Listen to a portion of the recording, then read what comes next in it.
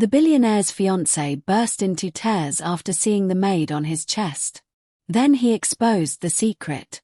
Grace Whitmore threw open the doors to the private study and stopped cold. On the leather couch, fast asleep, lay her fiancé, Michael Sterling. Curled against his chest, still in her lavender uniform, was Emma, the maid. Grace's hand flew to her mouth. Tears filled her eyes before she could stop them. She had come to show Michael the wedding invitations. Instead, she found a secret that would shake their entire household. But no one in that room knew the real reason Emma was there. And what Michael was about to reveal would leave everyone speechless. Michael Sterling was one of the richest men in the state, but he still drank his coffee from the same chipped mug he'd owned since college. He worked 18-hour days and rarely slept enough. Emma Reyes had been his housekeeper for 3 years. She was quiet, careful, and always the last one to leave at night. She had a young son at home, Daniel, and an old photograph of her late husband tucked inside her apron pocket. Grace, Michael's fiancée, only visited on weekends. She loved him, but she never noticed the small things, the way Michael's hands shook sometimes, or how Emma always kept a bottle of water near his desk. That week, Emma had started staying even later than usual. She told no one why. She simply said, "I have to make sure he's all right." No one asked what she meant. They should have. 2 nights before Grace arrived, a storm knocked out power across the estate. Emma was the only staff member still in the house. She heard something fall in the study. When she rushed in, Michael was on the floor, unconscious. She called for an ambulance, but the roads were flooded. Help was hours away. Emma had no choice but to care for him herself through the night. She stayed by his side, refusing to leave even for a moment. By morning, color had returned to his face. But Emma was completely drained. She sat down beside him to rest, just for a second. That second turned into hours. Neither of them heard Grace's car pull into the driveway. When Grace walked in and saw them together, she didn't see a nurse who had stayed up all night. She saw a maid asleep on her fiancé's chest. She didn't ask questions. She simply assumed the worst. By that afternoon, Grace had already told her mother. By evening, the story had reached half of Michael's social circle.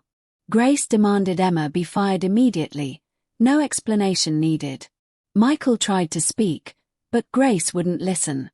"I saw it with my own eyes," she said, her voice breaking. Emma said nothing in her defense. She simply packed her small bag of belongings, ready to leave the only steady job she'd had since her husband passed. The other staff whispered that she must be guilty. Why else would she stay silent? But the old butler, James, had worked in that house for 20 years. He noticed something strange. Emma's hands, when she packed her bag, were trembling, not from fear, but from exhaustion no one had bothered to ask about. And tucked beneath her folded apron was something no one expected to find: a hospital bracelet, dated the night of the storm. It wasn't hers. Michael found the bracelet before Emma could leave the house. He recognized the date immediately. It was the night he collapsed. He finally understood what Emma had done for him, and what she had never once mentioned. He called everyone into the main hall: Grace, the staff, even Emma, who stood by the door with her bag still in hand. "Emma didn't betray anyone," Michael said, his voice shaking. "She saved my life." The room went silent. He explained everything: the storm, the fall, the hours Emma spent making sure his heart kept beating while the ambulance couldn't reach them. Grace's face went pale.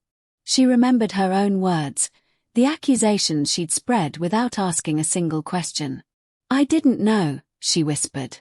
Michael looked at her gently. "You never asked." But there was still one more thing Emma hadn't told anyone: the real reason she couldn't afford to lose this job. Emma finally spoke, her voice quiet but steady. "My son needs surgery next month. I've been afraid to ask for help. I just needed to keep working."